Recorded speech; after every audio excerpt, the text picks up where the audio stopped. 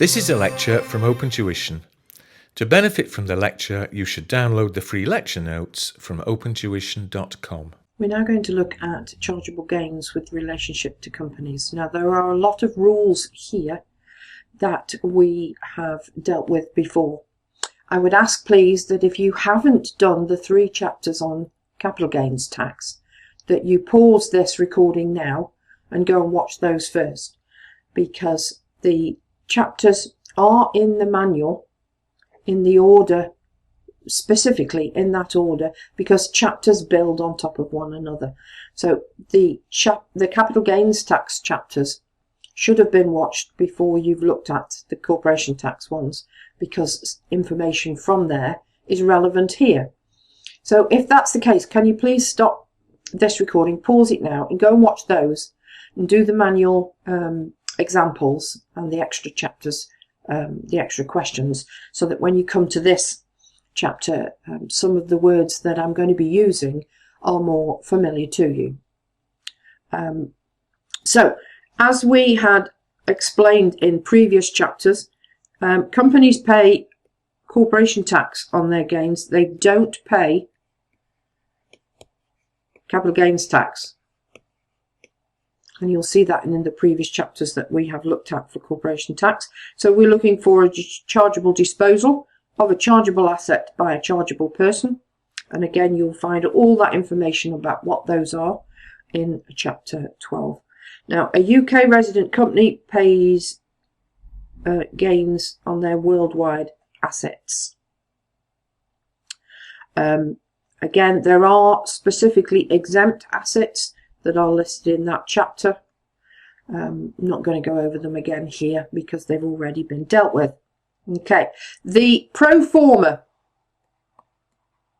It's the same as individuals until you get down to there. So this is the same as individuals.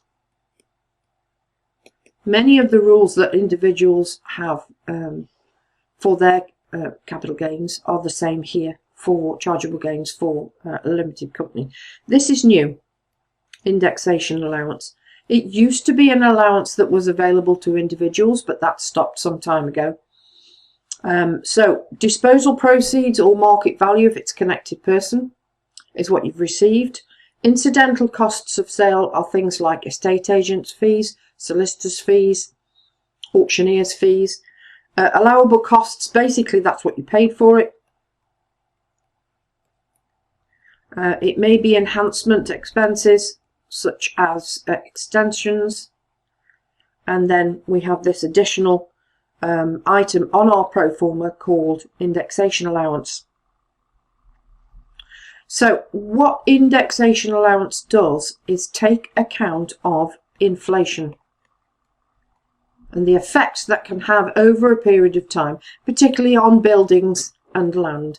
It uses the retail prices index in order to calculate that. Now, you will not have to work out the indexation factor. That's going to be done for you, and it will be given to you in the question. Okay. Now, it's only available until December 17.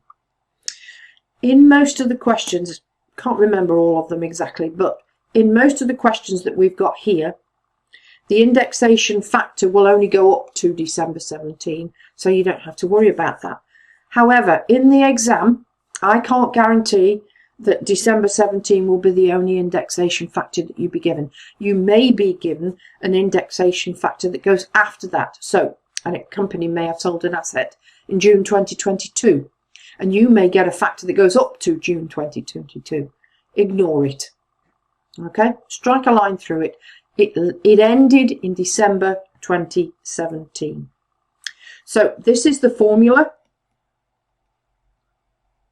This will be given to you,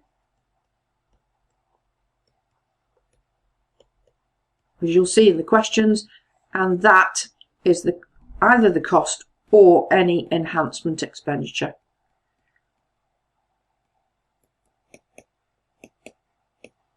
It's not a difficult calculation. You can have it on cost and enhancement costs, as I've explained.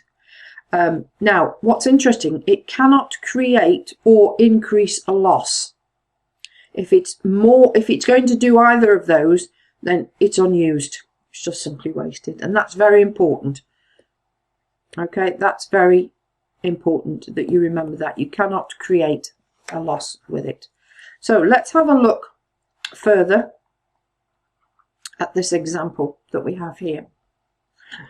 So a company bought an asset on the 6th of June 1987 when it cost 20,000. Remember, with this we're looking for proceeds minus cost equals gain. Enhancement expenditure. We've got some enhancement expenditure. And it was sold, so that's our proceeds. And we've got incidental costs of sale. So we have to work out what the chargeable gain arising on the disposal of that asset is. And this is what I said to you. This is be given to. This is the way the question will be set out in an exam. And these only go up to December 17.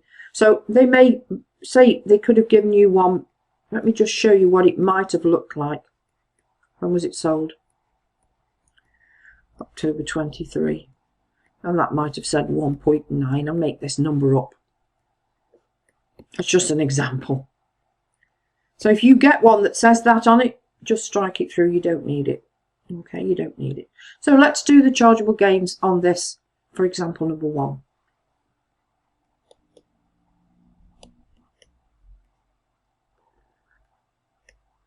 Okay, so we have our sale proceeds from the question. Always set your pro forma up nicely, 100,000.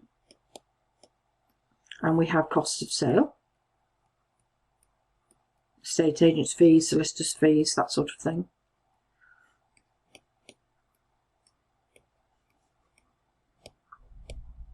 So that's our net proceeds. Lots of labels. Make sure you label everything nice and neat. Okay. We're now going to deduct the cost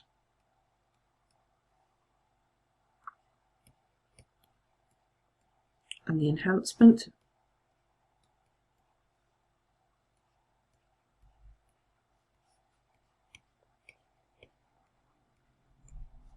which gives us a gain before indexation. It's called an unindexed gain. So this is where it starts to be slightly different than individuals. Now, we can then deduct indexation allowance.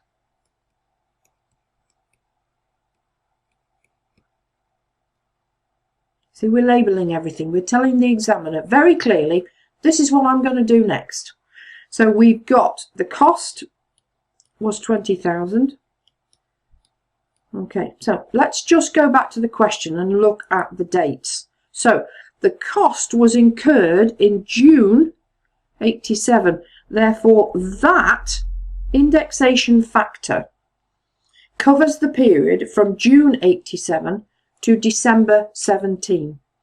And during that period of time, any prices have gone up by 170% using the retail prices index. So that factor needs to be attributed to that cost to bring it back up to the level of the proceeds figure that we're selling at on the date that we are selling it. It's getting rid of inflation. So 1.706, not that one, times 1.706, which is 34,120.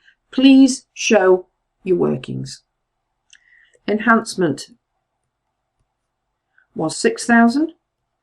And again, let's look at the question. That took place in August 91. So we're looking for a factor with August 91. And between August 91 and December 2017, prices have gone up by 106% during that period of time. And we're taking inflation. So the enhancement cost of 6,000 will be elevated to take account of inflation, to bring them so that all the figures in your computation all take place in October 23. 101 1.067 times 1.067, which is 6,402. Now, by the time we take those off there, our chargeable, ooh, that's a nice line. Our chargeable gain, which needs to go into our TTP, is 32,478. So if you've done the capital gains chapters, all of that will have been familiar to you. We've just added in that indexation factor on top of it. Now this is all very similar to individuals.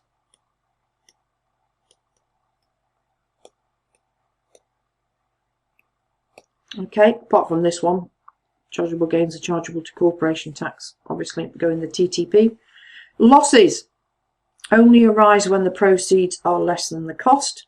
Okay, and remember, indexation cannot create or increase a loss.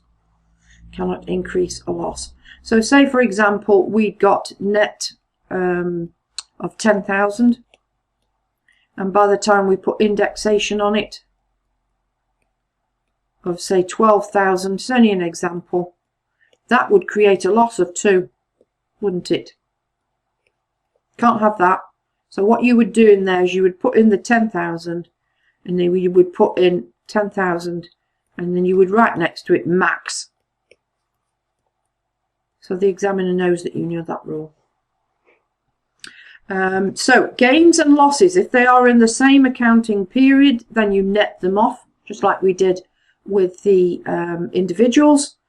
If it's a gain, you pay corporation tax. If it's a loss, you carry it forward against future gains. Don't forget, they stay linked together. You cannot relieve them against other income.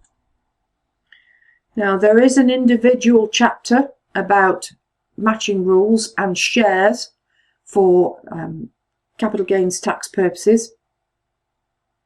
The matching rules for individuals we looked at.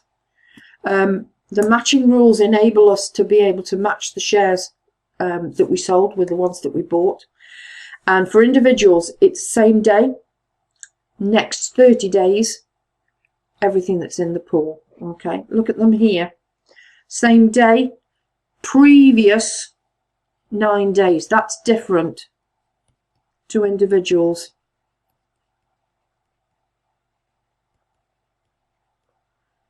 And then we've got a pool.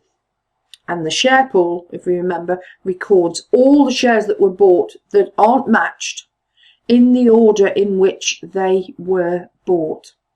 Now, there is one additional thing that we need to do with this, is indexation allowance.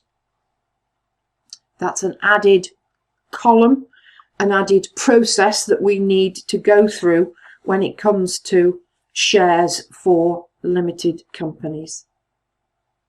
Now, whenever they are bought or sold, that's called an operative event. And you need to index the cost of those shares. And it's a separate column of the share pool. Don't forget, indexation factors will be given in the question, and it froze or ceased to be used from December 2017. So we're going to look at example number 2 to see how a share pool is constructed. Remember what we do first? Firstly, we would then match the shares. So that's important. So firstly, we always match the shares. And there are 3 situations: same day, previous 9,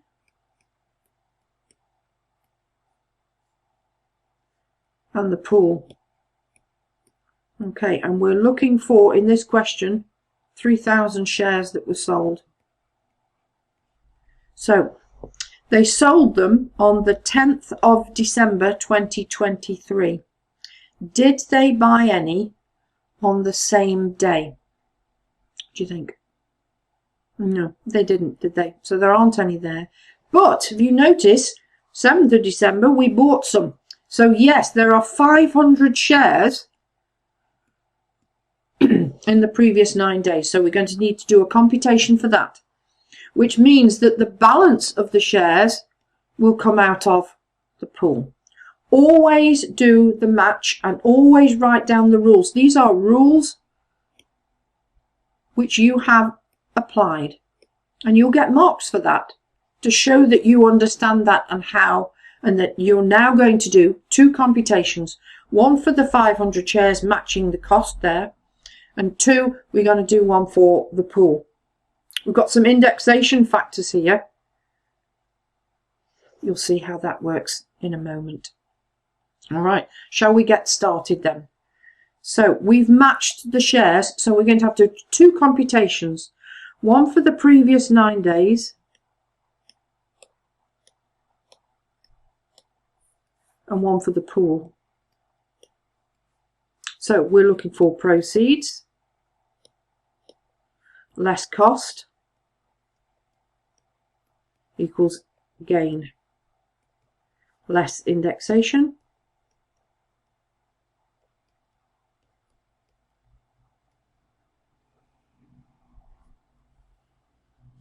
See, I'm setting up the pro forma. I'm writing the pro forma out so I know exactly what I'm doing. Okay, so this proceeds, we had 36,000. Let's just go back to the question, read the question again. The proceeds were 36,000 and we need to split it between these 2 computations according to these the shareholdings. According to the shareholdings. So we're looking at, this one had 500 shares and the other one had 2,500 shares of 36,000. So we can split that now between these.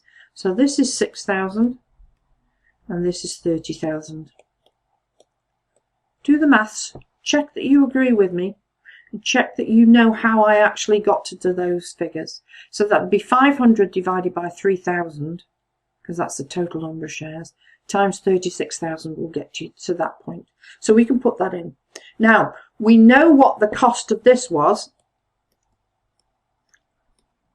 because that was in the question, which means we have a gain here of 1,000. Now, there is no indexation because it all took place in 1 month. So we've already done. You've split the proceeds from the question. You've taken the cost from the question. You know there's no indexation because it took place in the same month, and that will always be the case if you've got a previous 9 days. The only thing we've got to find now is these 2 figures from my share pool. So I'm going to show you how the share pool has been set up.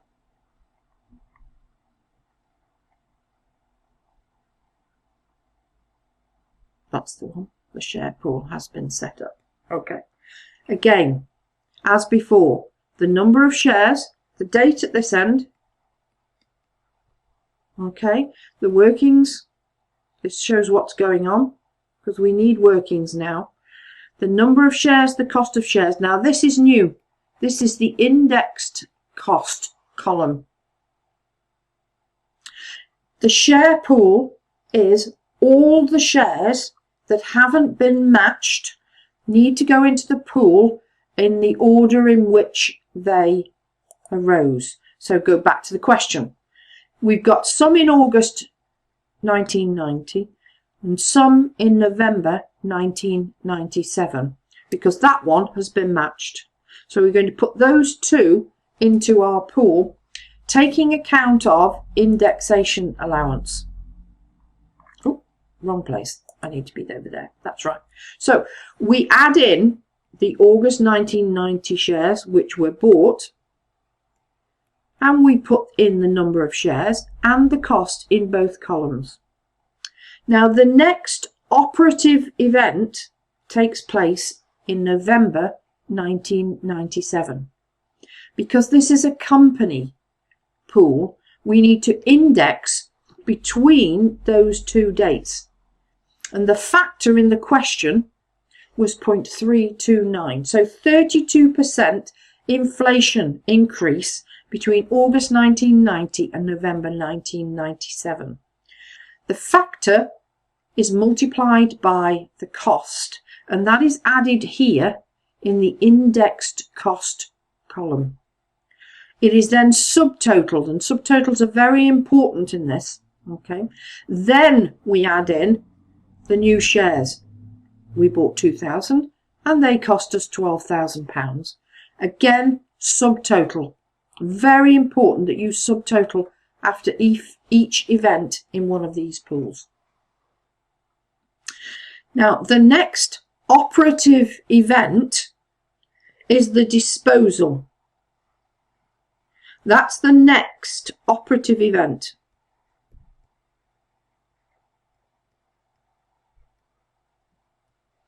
Okay, and we need to index between 97 and 2017. Go back to the question. See this one? So we used that one first, and now we're doing this one. This is the one from November 17, because we've already indexed up to that point. From there up to the operative event, which is in December. And we apply that factor, which we've had from the question. Look where it's come from. We apply it to the indexed cost column figure. Okay. 18,645 is the indexed cost figure. We multiply it by the factor to increase the indexation cost figure column, and then we subtotal. When we subtotal, we then sold 2,500 shares need to come out of this pool.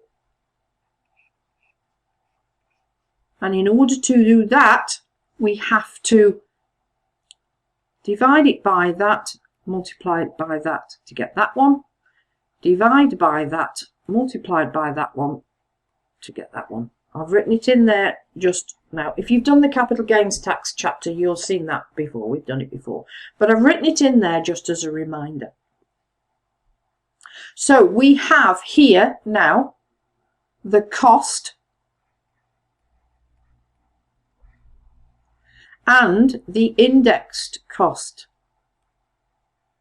Now that includes cost and indexation. You need to then separate those two out. We need to separate them out. So in our answer, we had a cost of £14,167, which gives us an unindexed gain of 15,833. Now, the indexation allowance is the total from the column of 28,278 less the cost, because we've already put that in, 14,167. Now, this is pure indexation. That's only indexation. Now, why have we separated? Why have I gone to all that trouble to separate it out? There's one reason, because the rule says indexation cannot create a loss. Now, obviously, in this situation, it wouldn't. 28,278 from 30,000 is not going to create a loss. But the examiner wants you to split it out. Now, you could just deduct 28,278 from 30,000, but you're not going to get the mark that will be given because you've split it out. It might seem long-winded and pointless to some extent, and I agree with you, but you're after marks from the examiner, from the marker. Make sure that you do that, because he's going to give you 2 separate marks for that because you split it. So the answer to that is 1,722. So the whole answer is 2,722.